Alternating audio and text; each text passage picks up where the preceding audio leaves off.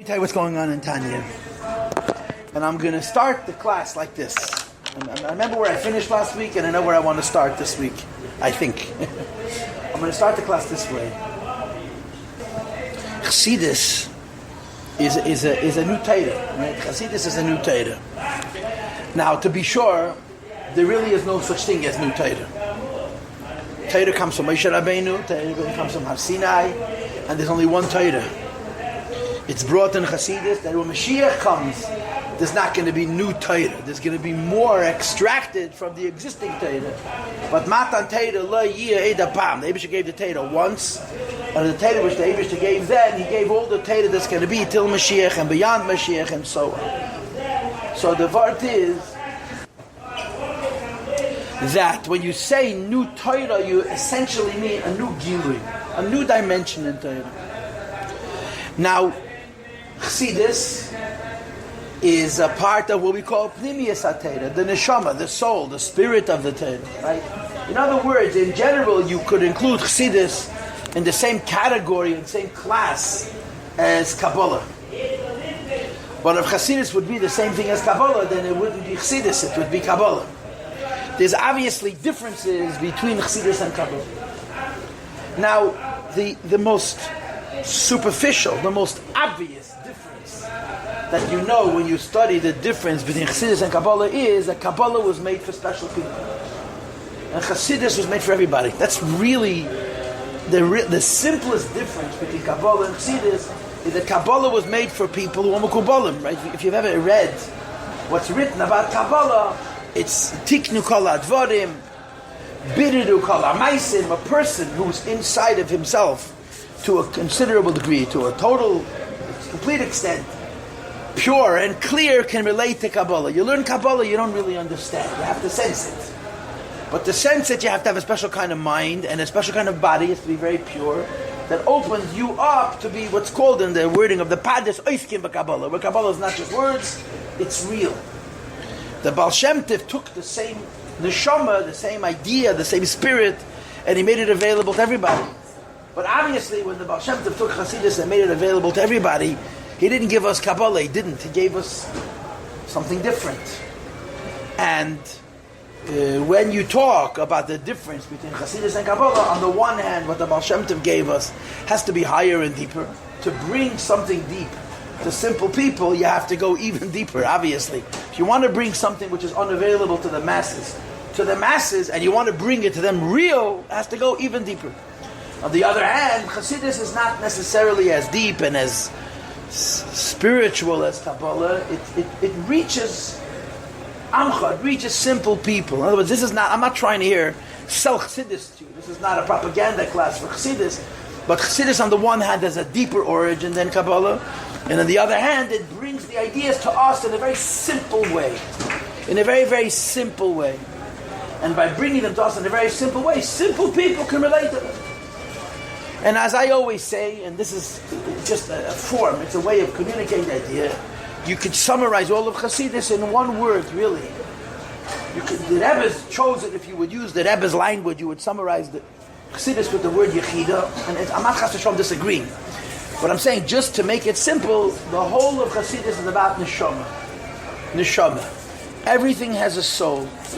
Chassidus wants to identify the soul in everything. The soul in a person, the soul in an event, the soul in the world, the soul in a mitzvah, the soul of Torah. In everything, Chassidus is always trying to find the neshama, the godly aspect, the deeper aspect.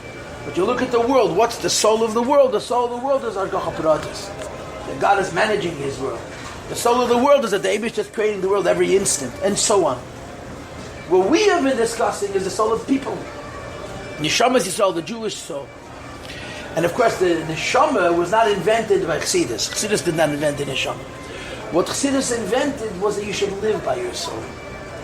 You should live according to the soul's spirit. If you're a big chassid, a very big chassid, so then you actually have a connection to your neshama on a conscious level. If you're a little chassid, or if you're a tiny chassid, or a teeny tiny chassid, so then you behave in a way that reflects neshama, even though neshama remains for you hidden. The previous Rebbe was a little boy. He tells the story himself. He was a little boy, and he was traveling with his family. He was a father and a mother and him. There was a Ben Yochid. They were traveling because of health. The Rebbe wasn't well. They stopped in Kharkiv, which is a big Chabad city. And the Rebbe had a Fabrengen, the Rebbe Rashab Fabrengen, and his mother, the Rebbe Friedekebe's mother, the Rebbe Rashab's wife, sat in the other room the whole time and cried. Because she knew that he was risking his life to have this Fabrengen. Anyway, I told you this story a bunch of times. So what I always tell you, I'm not going to tell you. After the Fabrengen, the Chassidim Fabrengen with the Friedeker. Friedeker was 7 years old. He was a little boy, but he was the Rebbe Rashab's son, which meant that first of all, they wanted to spend time with him because he was this Rebbe's son. Second of all, he was the Rebbe's son. He probably was an interesting conversation. You can imagine. The Rebbe's a kid, and he was a Rebbe to be. So the Chassidim schmoozed with him. It says their names. One of them was a Lazarov. I don't remember all the names at the moment. But the Friedeker Rebbe said to him, so what did my father tell you? You have to remember, the Rebbe Rashab was 26 years old.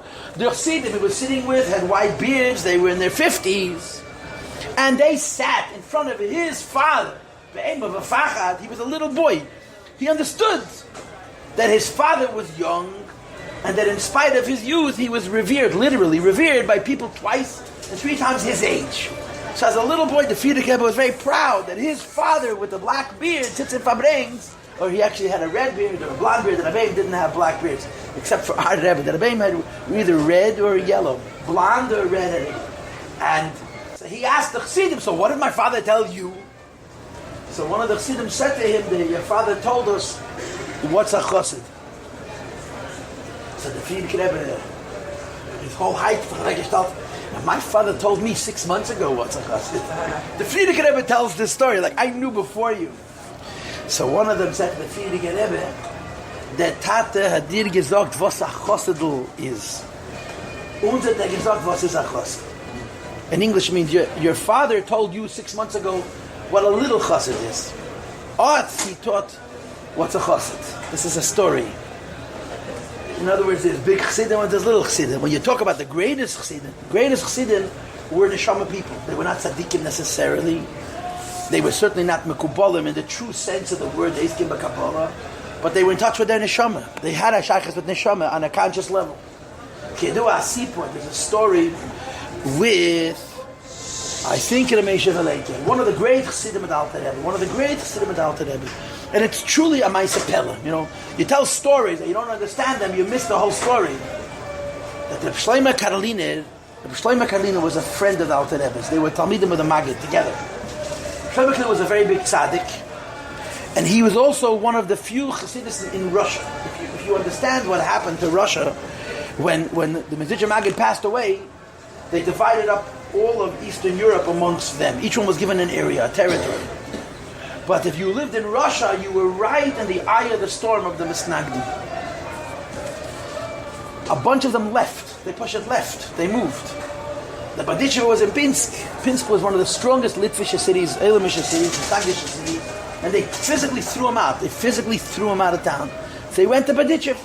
A few of them went to Eretz Yisrael, which is why the Alter Rebbe was such a big Rebbe. He ended up, by default, with a huge territory because all the Rebbes who had been assigned different parts of Russia left. The Mendel Vitebsky went to Yisrael, Ram Kalsky went to Yisrael, Rabbi Polsky went to Yisrael. This was all Russian.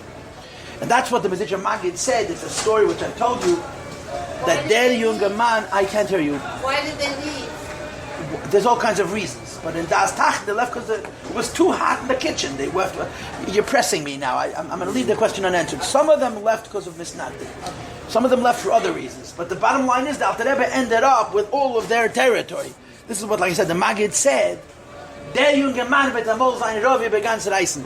This young man wants to be Rav of all of Russia. He was by default.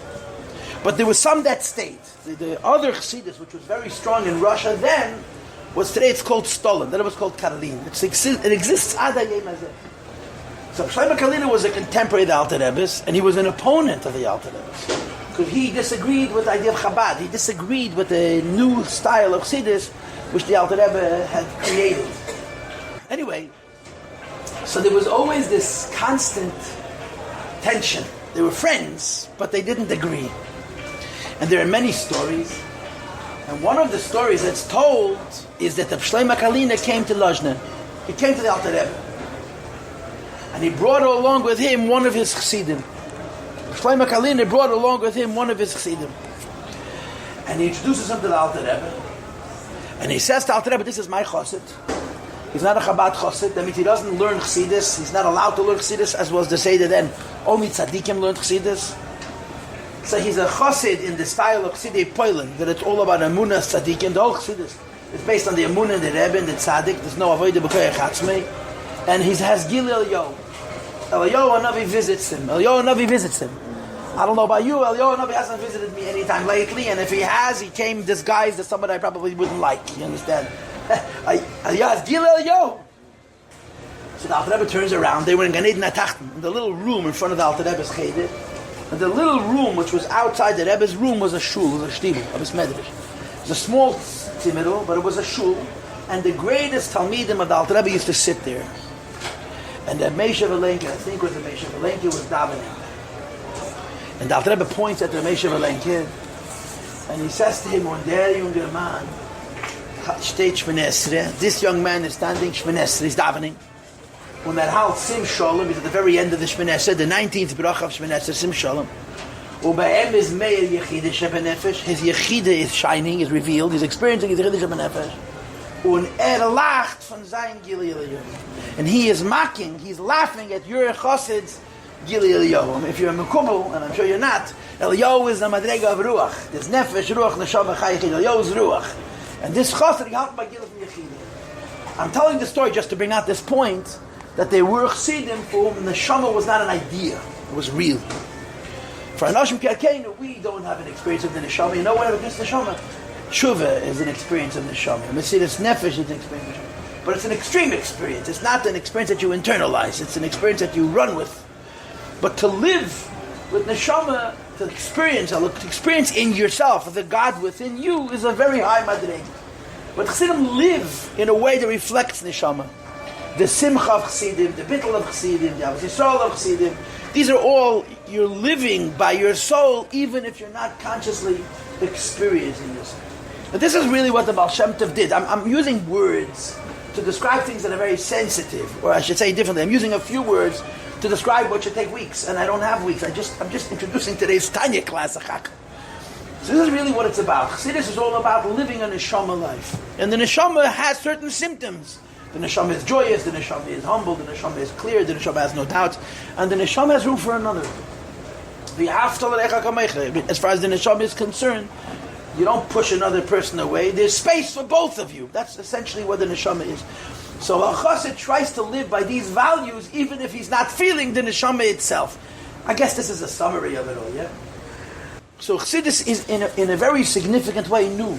Even though, as I said in the beginning, there's no such thing as new. Teidas achaz. But the Baal Shem Tov revealed a new madrega in Teira and Avedis Hashem. And there's much philosophy, there's a lot to say on this topic, which is bigger and broader and more philosophical than what I'm saying. The shaila becomes, the question becomes, everybody asks this question, if Chassidus was true, where was it until now? If Chassidus is true, where was it until now? And as you know, I would imagine the same question was asked when Kabbalah appeared. If Kabbalah is true, where was it until now? Kabbalah appeared when the Zohar was found between 700 and 800 years ago. It means it was lost for 1,000 years. There are different shittas about this, but this is the shita nefutza, right? The Chidor writes, there's a date that's given for the rediscovery of the Zohar, which I find very significant. Hey Allah from Nun, 5050, which corresponds to 1290. And the reason I think it's significant because that's the year that they expelled the Jewish people from England. And there's a rule that whenever Yidden are suffering in one place, the Eibush gives a bracha someplace else. According to this one source that I saw, it's Bahashgocha, it's very precise that the year that Jews were expelled from England, in Spain they found the Zohar. And people started learning Kabbalah and there became a big tumult. If it's emes, where was it until now? People were living according to laws of philosophy, which is not Torah, it's a secular system. When all of a sudden, after they finally figured the philosophy out, once Kabbalah turns the whole thing on its head. Okay, long story. And the same is true with Chassidus. And there's a lot of answers to the question. But there are certain things that Chassidus points to, if you will, to show or to add to its credibility. And one of those things is that we have Taryag mitzvahs. We have 613 mitzvahs. And there's a rule about mitzvahs. There's a rule about mitzvahs. That a mitzvah has to be practical. Mitzvahs have to be in this world. Mitzvahs cannot be philosophical ideas. Mitzvahs cannot be symbols. Mitzvahs have to be ritual, to be behavioral acts that you can perform, that everybody can perform. If a mitzvah is unrealistic, it can't be a mitzvah. Hashem cannot give you a commandment that you cannot do. It's just impossible. It's one of the rules about mitzvahs. Which is why, as you know or you don't know, it's brought in Sfarim and it's brought in Chassidus, that when the Eibusha says to you, V'ahavtas Hashem Elokecha, you should love God, and you say, I don't love Him, can't love Him. So the halacha is that the mitzvah of Avas Hashem is not to love God, but to think about Him in a way that would be me'eid in ahava, that would awake love in you. And even if you never experience the love, you did the mitzvah. Because that's what you can do. Mitzvahs have to be practical. It's a criteria. A mitzvah has to be doable. A mitzvah you have to be able to do. And this is true in some mitzvahs. It gets very complicated. How do you do this, and how do you do this, and so forth. There are two mitzvahs that are impossible to do without the neshama. There's two mitzvahs that are impossible to do without the neshama. And Chassidus points to these two mitzvahs. What does this mean? What does this mitzvah mean? And of course, the reason Chassidus is pointing to these two mitzvahs, Chassidus is saying, you see, the fact that Hashem gave us this mitzvah is proof that not only a Yid has a neshama, but that a Yid is supposed to live according to his neshama. There are two mitzvahs that you physically cannot do, impossible to do, without help of the neshama. So Chassidus, when a mother embraces her little baby and holds her and nurses her and gives her life away for her, that's not intellectual. All the chachamim in the world can't do that. It's more than intellectual. It comes down into a simple act. That's a person. That's a human being. And the human being, if you don't mess him up and corrupt him, is a piece of God. The allowing the God piece within us that is naturally good, naturally honest, and naturally kind, and naturally embracing, and naturally unafraid, to emerge. That's the neshama. But you know and I know that it's complicated, right? It's very complicated by all kinds of yetzer haras, fear and paranoia and judgment and so on and so forth. But that's what the Chassidus is about, this neshama. That's what it's about. Anyway, so like I started saying, there's two mitzvahs that you simply cannot perform without the neshama. And Chassidus points to these two mitzvahs, and here's a raya from Chumash, from Tayag mitzvahs HaTeira, that Chassidus is emes, because Torah would not give us a mitzvah that we can't perform. So the one you all know is V'yahavta Avas Yisrael. Right? Al Rebbe brings in Tanya, chapter 32. We'll get to it in, 32 years, but 32 months for sure. At our pace, we're going to get to it eventually. Pedek Lamed Beis, chapter 32, the Alter Rebbe says, love your fellow as you love yourself. And the fact that life is, it's neged achush, it's impossible. You can't love somebody else exactly as you love yourself. Which is why, when you look in Shulchan Aruch, all the poskim, when you look in Nigli, look in Halacha, how do they translate V'yahavta l'recha kamocha? How should you fulfill the commandment of loving your fellow as you love yourself? They all translate that you should treat your fellow as you want to be treated. They take the love out. Because you can't love another person as yourself. It's impossible. So they retranslate the mitzvah, even though the pasuk says V'yahavta you should love, it doesn't mean love because that's impossible. Everybody loves himself more than he loves somebody else. It's retranslated as behave towards, treat another as you want to be treated. But the Alter Rebbe is bothered by this. Why is he bothered by this? If the Eibishter wanted to say treat your fellow like you treat yourself, he would have said so. The Chumash doesn't say treat your fellow. It says love your fellow as you love yourself, which is impossible. So the Alter Rebbe explains that on the neshama level it's not impossible. The neshama doesn't have a separation from a body to a body. The body does. Our bodies, our egos, our fears really, our weaknesses are the barriers between a person and a person. The neshama doesn't have a body, it doesn't have fears, it doesn't have weaknesses. So one neshama and a second neshama are two parts of one whole, are two pieces of the same. So you can love another person as you love yourself because you're reaching that person where you and him or you and her are not separate, where they're one. This is what it says in Tanya, chapter 32, Pedek Lamed Beis. Now the significance of this, now this is a class. In other words, I'm not trying to get you excited emotionally. You'll do that after you leave. I used to say years ago, deposit your heart at the door and pick it up on the way out. Now you have to say, deposit your phone at the door and pick it up on the way out. I'm trying to teach you. I want you to understand what I'm saying. The Alter Rebbe uses Avas Yisrael in effect as a proof to the emes of Chassidus. Avas Yisrael cannot be fulfilled with the ego, with the body. A person, in as much as he's a physical human being, there's no way you can love someone else like you love yourself. You can't even love your spouse like you love yourself. And that's the person closest to you in the world. You certainly, maybe your children. But you certainly can't love every Jew like you love yourself. It's not possible. It's not possible. So now the Rebbe said, on the neshama level, it's not only possible, it's realistic. Anyway, that's the first mitzvah, but there's another mitzvah. And this mitzvah is less known, and that's the mitzvah we're learning about right here. And we started this discussion last week, and I told you last week that we're going to do this again. And that's the mitzvah Uladov Kaboy. Uladov Kaboy. And I want you to forgive me. I actually am carrying around that Rambam because I learned Rambam every day. And the Rambam that we're learning, I'm holding still. I learned Perek Echabayim, I'm holding in Hilchos Deis. Yeah, I'm going to read the Rambam with you inside. Okay, this is the laws of ethics, Deis, ethics, values. And the Rambam has a bunch of mitzvahs that go into the category of Deis. And one of them is Lehidabek b'yoidov. Lehidabek means to cleave. The word dvekas. How do you translate dvekas? Eat your heart out. How do you translate the word dvekas? Dvekas means to cleave. No one knows what cleave means, which is why it's a perfect word. Mutual ignorance is being... If nobody knows, everybody's an expert. One guy who finds out, he ruins it for the rest of us. Yeah, dvekas means to be attached to, glued to. But if you learn enough Chassidus, you understand that dvekas doesn't mean to be attached to. Dvekas means to be representative of. If you're Dovik in the Eibishter, you're representing him. That's what the word dvekas means. Godliness, it is Dovuk in the Eibishter.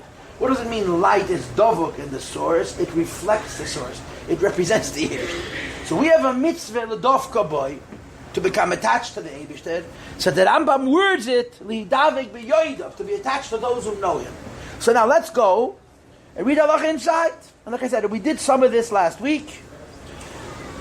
And I'm going to read you a Rambam, and you tell me if this Rambam makes sense. All you got to do is pay attention, but to every word, yeah?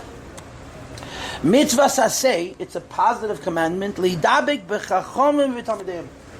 To connect yourself to chachomim, that means wise people and their disciples. Right? The Rambam doesn't use the word Talmud Chacham.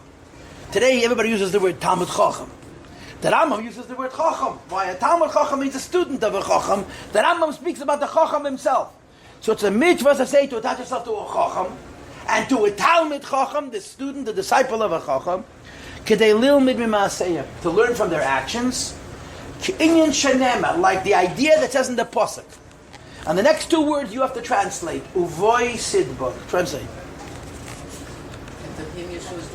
You should dvekas. To him you should dvekas. Cleave, stick, represent. Who does Uvoy go on? Huh? On the Eibishter. So how does this make sense? It says in the Chumash, you have to have dvekus on the Eibishter. And the Rambam says, you know what it means to be dovek in the Eibishter? That you should be dovek in Chachamim and Talmidei. Does that sound right to you? Huh? It does? The Eibishter says, be dovek in the Eibishter. And the Chazal translated, be dovek in Talmidei Chachamim. It doesn't make any sense. And the Rambam says why he does this. Of course, this is based on the Gemara. Can a person do dvekas, whatever the word for dvekas is in English, with the Eibishter? It's impossible. How could you cleave to the Eibishter? Or to say it more precisely, how could you be representative of him? And now here's my translation. So by default, because they understood that it's impossible, that dvekas in the Eibishter means literally to be dovek, and the Eibishter, they translated the mitzvah differently. Now what does it mean? He dovek b'chachomim v'talmidei. To cleave to chachomim and talmidei chachomim. And then he gives a bunch of examples, very practical examples. What's an example, practical example? If you have an opportunity to marry the daughter of a Talmud Chacham, you should jump on that. If you are in a position to give people business opportunities, you help people make parnasa, you should put the Talmud Chacham first. You should think of him. You should try and help him earn a parnasa before you help other people. This is a din in Shulchan Aruch, and there's many other examples. What's the problem with this Rambam? The problem with this Rambam is that the pasuk says one thing, and the halacha says something different, for an obvious reason. Because you can't be dovek in the Talmud Chacham. You can't in the Eibishter, pardon me. You can't have dvekas in the Eibishter. So here again is an example of a mitzvah that with Chassidus you can understand it. And again, I want to repeat what I said before. I'm teaching you. Okay, we'll do the arousal of the heart at the end of the class. We're using our minds now, not our hearts, not our emotions. Try to understand. There's a mitzvah of dveikus and the Eivishter. There's a mitzvah in dveikus and the Eivishter, which is a weird mitzvah. How do you do dveikus and Hashem? And the Gemara interprets it that it means dveikus and Talmud Chacham. In a Chacham and a Talmud Chacham, to use the words of the Rambam. But then the halacha proceeds to give you practical examples that are about being close to Him, learning from Him, putting Him first, honoring Him, right? But all of those things don't mean dveikus. Dveikus doesn't mean to give him a job. Dveikus doesn't mean to give him an opportunity to earn money on the stock market so he can go back and learn, which is really how we understand the halacha. Dveikus means to be attached. Says Chassidus, you see here, this is where the neshama comes in. And this is what we're learning right now. What's going on? Now we're moving now to Tanya, okay? We're moving now to where we're holding in the Tanya and Perek Beis. Where are we holding? That in Tanya Perek Beis, in Tanya chapter 2, the Alter Rebbe introduces us to Neshama, right? And we spent forever on the first few lines. The first few lines were like, we couldn't get past them. We were stuck, yeah? We finally got past the first few lines. We read a whole page in a week, which was like, wow, a big deal. That the neshama is a chelik elokam mimal. The neshama is a piece of Hashem mimal. And he used two expressions, right?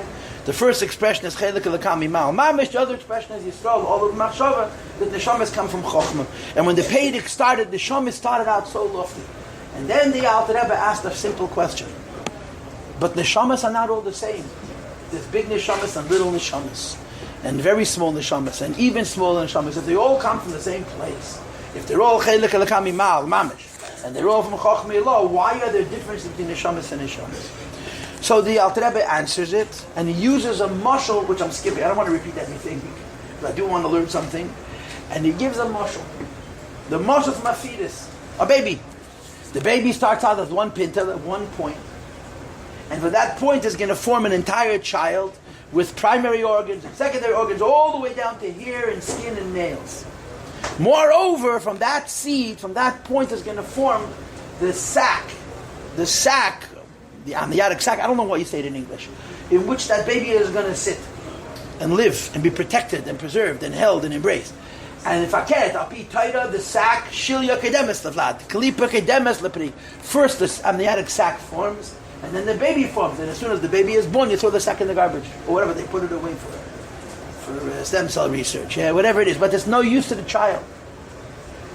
So one point becomes such a complex being, one point, an indivisible point becomes so complex, and there are so many layers in the complexity. Some of that original point is the brain of the child. Some of that original point is the eyes and the heart, and some of them is the hair and the nails. You can't compare. So the Alter Rebbe says it's true that neshamas diversify, Jewish souls diversify. There's some that are very important. They are in the scheme of Jewish souls the equivalent to the brain. They are in the scheme of Jewish souls the equivalent to the eyes or the heart or the lungs. And then there are Jewish souls that in the scheme of Jewish souls they're the hardened skin on the bottom of the heel or the toes or the hair. And they're one. And this is how the Alter Rebbe explained it, that all neshamas are interconnected, but they're interconnected in a hierarchy, meaning to say they all come from the same place. The first neshama is Adam Rishon, and Adam Rishon includes every single soul that will exist till Mashiach, as I discussed with you last week. But they're not all the same. Some are the brain, some are the eyes, some are the heart, and some are, relatively speaking, secondary and tertiary. But no matter how high or low they are, they're always connected. Which led us to a new concept. And the new concept is that the relatedness of souls is complex. What that means is this. Let's make believe we already learned Perek Lamed Beis, chapter 32. Now you can't learn chapter 32 before chapter 2, right? There's a few years between them in Beis Medrash L'Noshim Abon in 770. Yeah? But let's make believe we already learned Perek Lamed Beis. Perek Lamed Beis with Avtalecha Kamecha. Love your fellow Jew as you love yourself. Why? On the level of the soul, you and him or you and her are one. But that does not discriminate. It doesn't discuss bigger souls and little souls. It simply discusses the concept of a neshama. All neshamas are the same. All neshamas are parts of God. And all neshamas are parts of one another. This is what says in Peidik Lamed Beis. All neshamas are parts of one another. And by the virtue of the fact that they're parts of one another, when you're loving another neshama, when your neshama is loving the neshama of a fellow Jew, you're loving another part of yourself. That's Peidik Lamed Beis. But in Peidik Beis, it's complicated. All neshamas are connected, but all neshamas are unequal. They're a pyramid. They're a hierarchy. And smaller neshamas come from larger neshamas. Bigger neshamas are the source for lesser neshamas. Just like in a body, there's a head, and there's a brain, and there are eyes, and the heads of the generation are called Einei Ha'ed, the eyes of the community, or the Moyach, the head of the community. And the way it works is, just like biologically, physically, the brain is the beginning of life, and the brain is the integration, the brain is the unity within a person. The whole person is integrated because of the Moyach. The brain feels the whole body, and it governs the whole body, and it manages the whole body, and so on and so forth. The same is true to what neshamas. The neshamas that are the brain are the source of the neshamas that are less than the brain, and the brain feels them, and the brain integrates them, and the brain gives them a purpose and a direction, and so on. So the Alter Rebbe says that when the Eibishter gave us a mitzvah, uladovka boy, to attach yourself to the Eibishter, and again, in English we try to adovka as cleave, so no one knows what cleave means, so we'll speak colloquial. Ladovka means to be attached, to stick, to glue yourself to him. But as I said to you before, really, Ladovka means to represent him. And the Gemara says, how can you attach yourself to the Eibishter? The Eibishter is fire, and fire would burn you, and so on. So the Gemara answers, Hadbeg betalmidei chachamim.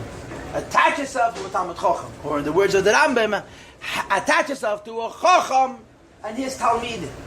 Right? So what does Alter Rebbe say? It means the neshama of a simple Jew has to attach itself to the neshama of the tzaddik. Because the neshama of the tzaddik is the source of the neshama of the simple Jew. Just like the fingers and the toes and the arms and the leg are rooted in the mind and the physical brain, spiritually all neshamas are connected. But when you say all neshamas are connected, you're not saying all neshamas are connected and all neshamas are equal. Smaller neshamas come from greater neshamas, which means the neshama of a simple yid comes spiritually from the neshama of a tzaddik. And therefore, when one has a neshama connection with a tzaddik, he has a neshama connection with Neibish.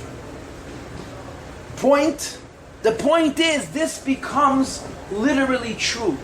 L'dafka bei b'talmidei chachamim doesn't mean marry his daughter.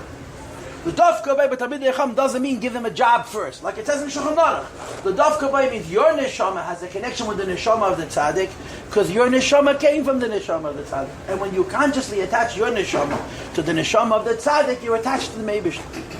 Well, let's do this in the following order. Number one, let's read from the two dots. I think it's the last word on page, I would guess 12, yeah? The last word's on the bottom of the page. The last word literally, there's two dots and there's one word, then you go to the next page, page Zayin, yeah? Ubazeh yuvan mamid azah. When you take into consideration what Chassidus is saying about Neshomis, that's what you have to look at this. And again, I'll make this very clear.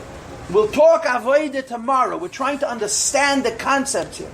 When you learn Chassidus, and Chassidus explains to you what a neshama is, and it explains to you the relatedness of neshamas. So in Peidik Lamed Beis, we discussed the relatedness of neshamas in terms of Yahav L'necha Kamecha. So every Jew can love another Jew exactly as they love himself, because on the level of the neshama there's no separations. But we didn't discuss differences between one neshama and another neshama. We simply said all souls, when you take away the body and the ego and all the rest, they're one. Here it's more complicated. When you take away the goof and you access the neshama, you realize there's higher neshamas and lower neshamas. And the connection between a neshama that's lower and the Eibishter is the higher neshama. And therefore, but the Yuvan Maimed Azal, when it says in the Gemara, Al Pasuk on the Pasuk in Chumash, which we just read inside in Rambam, I showed it to you inside, Uladov Kabei, that you should attach yourself to the Eibishter. And the Gemara says, how do you attach yourself to the Eibishter? Shekol hadovik v'talmidei chachamim. If you attach yourself to the Talmid Chacham, ma'ala alav ha'kosav, the Torah considers it ki'ilu nidbach b'shchina mamish, as if you attach it to the Shchina mamish. Now, if this was a class of Niga, this was a class of Shulchan Aruch, You would say, so what am I supposed to do? I'm supposed to attach myself to the Chacham. I'm supposed to take a suction and make sure it schleps me around. How do you attach us? So the halacha tells you practical things. Honor him, put him first, give him the first aliyah. You know, a kohen gets the first aliyah. If there's no kohen, the Talmud Chacham gets the first aliyah. That's the halacha. And you have to give him the first portion of food. He has to make the first bracha. He has to lead the benching. If you have an opportunity to marry his daughter, you marry his daughter for your sake, not for his sake.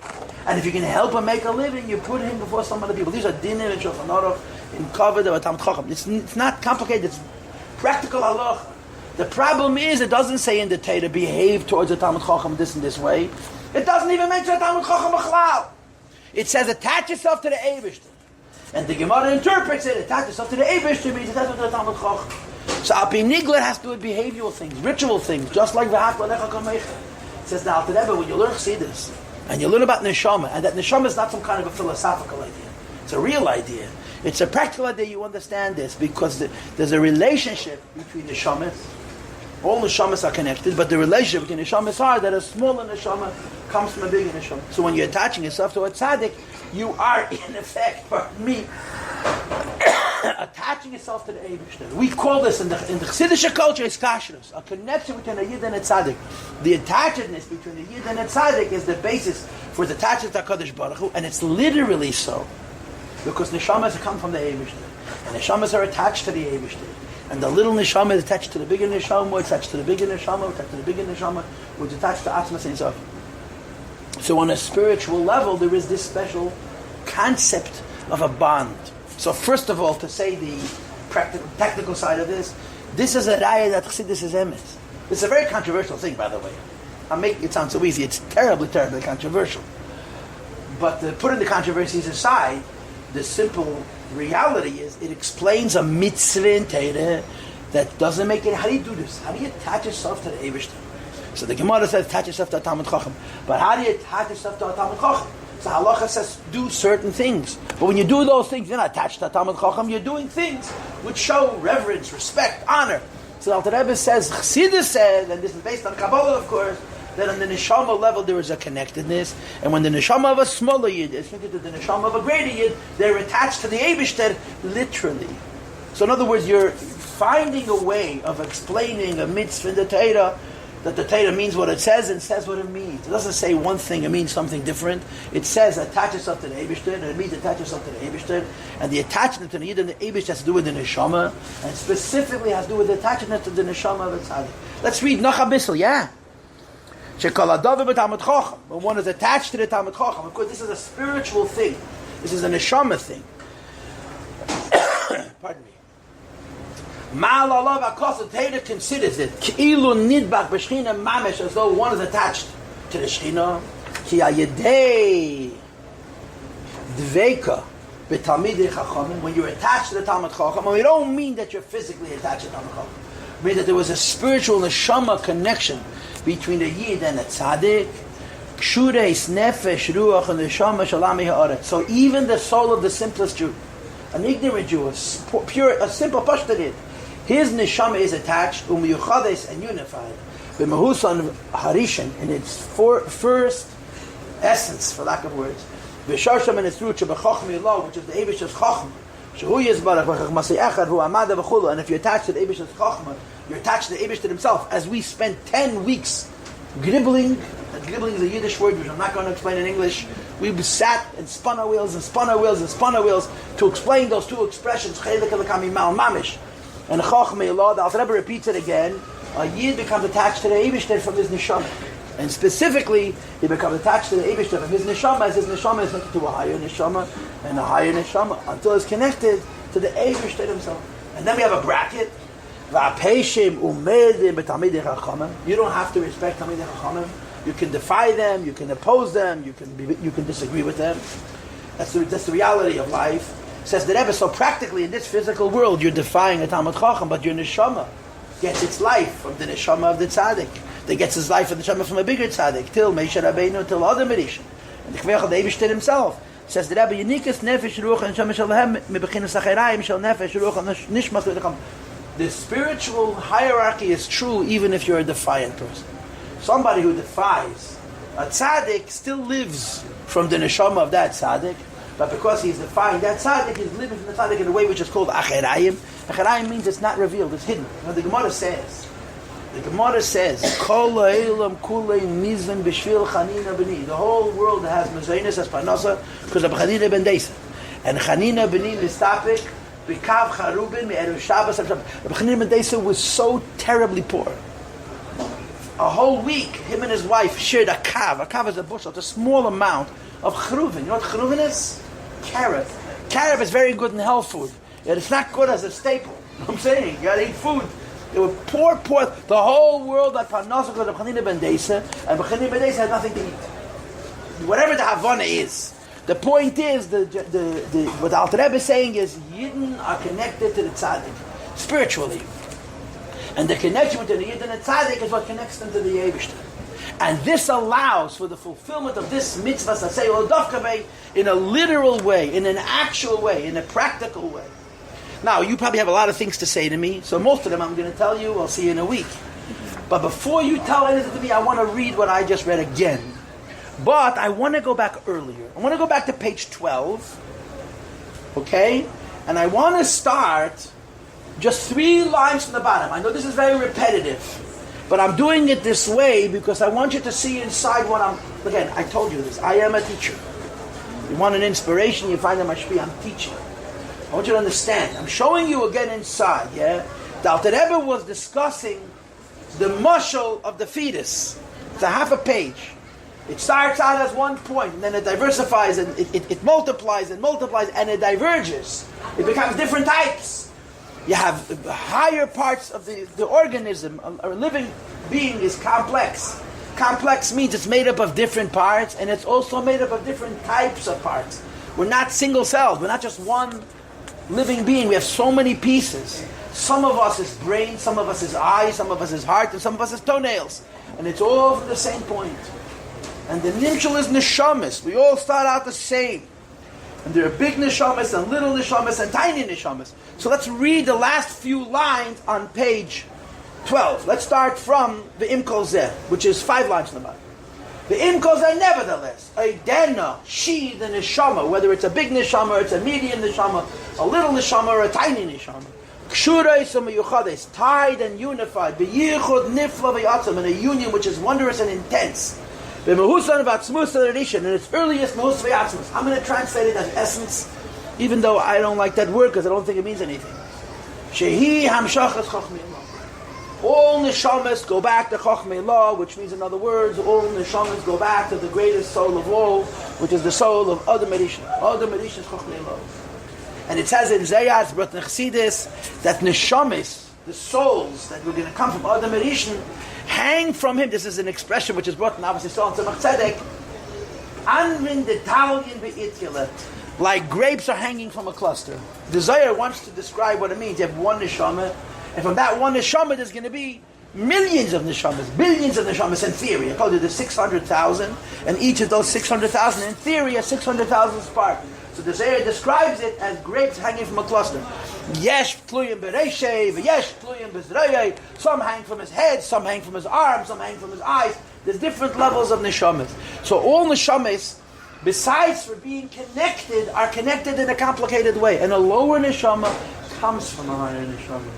So it doesn't matter how low the neshama is, ultimately it traces itself back, because you're dealing about a lakus, where there's no wall, no klipa, to chochmei Allah.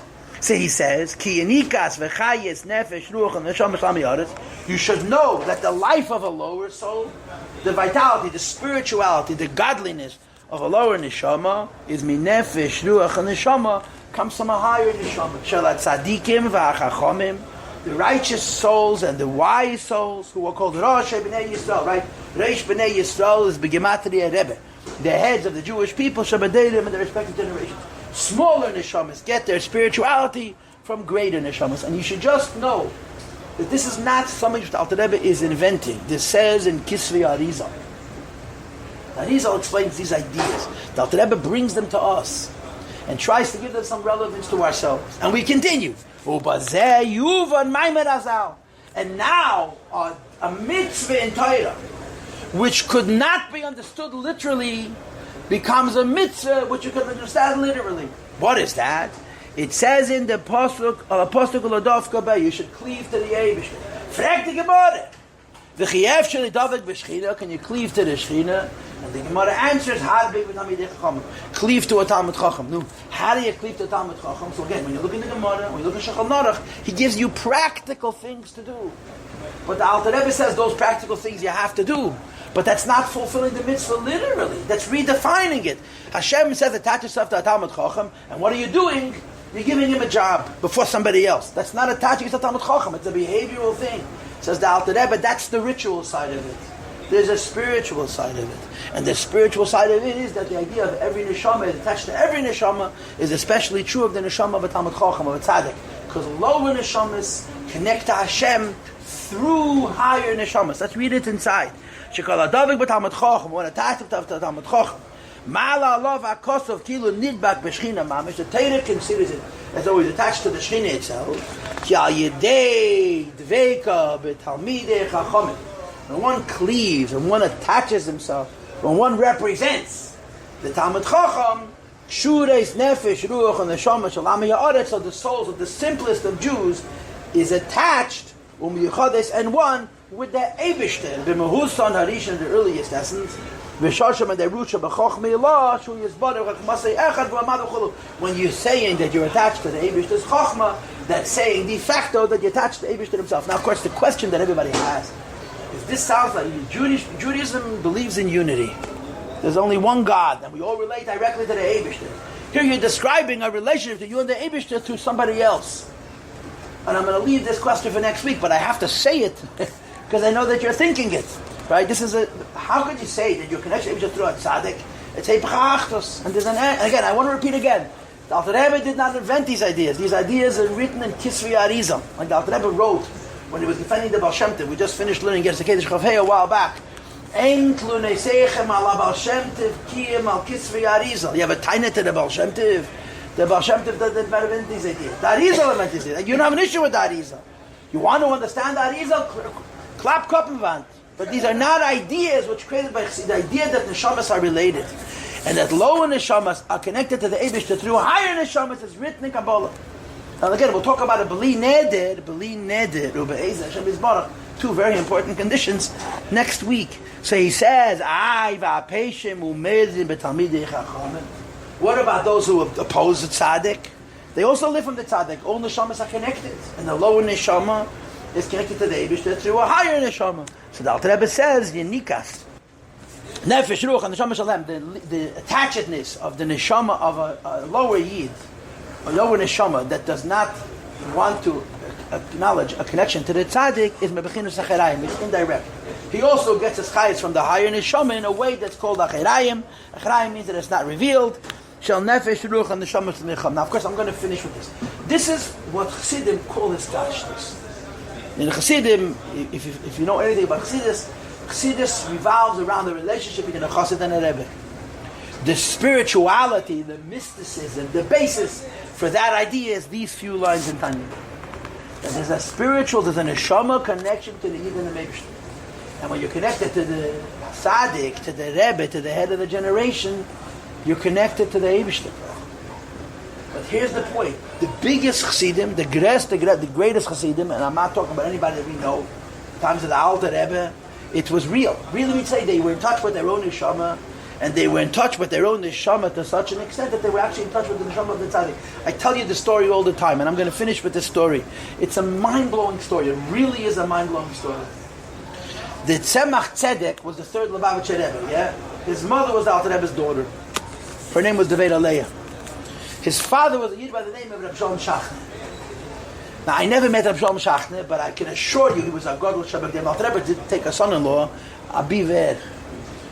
But the question is, who is this Reb Shalom Shachner that the Alter Rebbe took him? The Alter Rebbe had 3 daughters, right? One daughter is what you would call a normal person, and normal doesn't mean normal at all, just relative. He had 2 daughters who were Rebbes, who had neshamas, giants, incredibly great. Freida and Venaleia, who gave her life for the Alter Rebbe to live, as we all know the Sipah. She was not a simple woman at all. Her third daughter was Rachel, who was this Shalom Shach? So there's a story brought, I think Gringlas tells the story, but I think it's also brought in Sfarim. The Shalom Shach's father's name was Reb Neach. His name was Reb Neach. Reb Neach was a Talmud of Reb Mendel HaRadake, Reb Mendel of Vitebsk, who was the Alter Rebbe's Rebbe. Alter Rebbe had 3 Rebbes. The Holy Maggid of Mezrich, then there was his son, the Heilige Malach, the angel, and when he passed away in 1776, he took Reb Mendel of Vitebsk Rebbe, and he was his Rebbe till he passed away in 1788, 12 years later, 13 years later. Reb Mendel of Vitebsk lived in Vitebsk, which is the capital of the region where the Alter Rebbe lived, and the last years of his life, he was one of the Rebbes who left and moved to Eretz Yisrael. And the Alter Rebbe corresponded with him. It was a Friday night, and they're sitting bam Tish in Vitebsk, and the Alter Rebbe was present.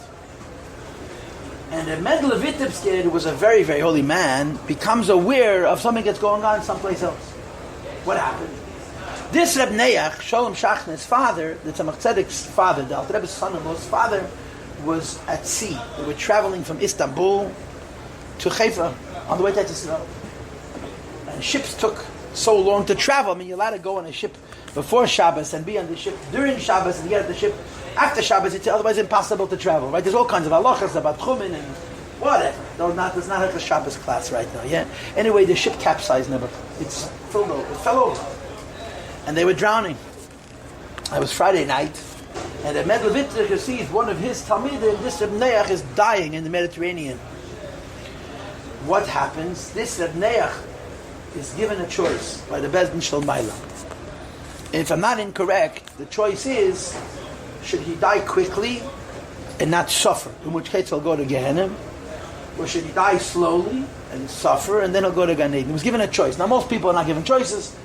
The fact that he was given a choice tells you alone that he was not the Pasha Terid. So he says, I want to ask my Rebbe. A man is dying in the middle of the Mediterranean, and he has the presence of mind to say, I want to ask my Rebbe. So they tell him, excuse me, with all due respect, who do you think you are to ask your Rebbe? You're a dying man. Make a choice, or we'll make choose for you. So this is the story, that the Mendel of Vitebsk was margish all of this. In other words, Alter Rebbe's Rebbe felt all of this as he was sitting in a shtivel in Vitebsk. He says, I never in my life did anything without asking my Rebbe. I never in my life did anything, which is an amazing, if you think about it, sounds simple. If you never did anything in your life without asking your Rebbe, you'd by default be a tzaddik. There'd be no opportunities to not be a tzaddik. So the Bezdin Shel Maila said that if it's true that he in fact never in his life did anything without asking his Rebbe, then they'll let him ask his Rebbe. And they discovered that it's a fact. He never did anything without asking his Rebbe, so they led him to Reb Mendel. And Reb Mendel, as he was sitting by the table Friday night, told him that he should ask for Yisurim, that he should die more slowly and go straight to Gan Eden. Now the Talmidim, everyone sitting at the table, had no awareness of this. They didn't. This was happening in the mind of Reb Mendel. It was a spiritual. The whole thing was happening. In other words, the people sitting physically at the table had no idea about this conversation. Reb Mendel was communicating Lamaila with one of his Talmidim who passed away on that Friday night. But when the Mendele told this Reb Neach what he should choose, so Reb Neach cried out, I Rebbe, I Rebbe. And they all heard him cry, I Rebbe. The Chassidim sitting in Vitebsk, hundreds of miles away, heard this man cry as he drowned in the Mediterranean Sea, I Rebbe. So they said to the Rebbe, what's this? Who did we just hear? Who's this voice? Maybe some of them knew him. So the Mendel told him the mice. So the Alter Rebbe decided, any person who's so attached to his Rebbe, I want his children to marry my children. That's the beginning of the decision that the Alter Rebbe made, that his daughter should marry this, because his kashrus, attaching to the Yid and the Tzaddik, which we talk about all the time, has 1,000 levels. But to have this level of his kashrus, that, that your voice is heard in the Rebbe's cheder, and when you're hundreds of miles away, and everybody else hears it also, this is a bond between a soul and a soul, which is really extraordinary. Come back next week, we'll talk about it.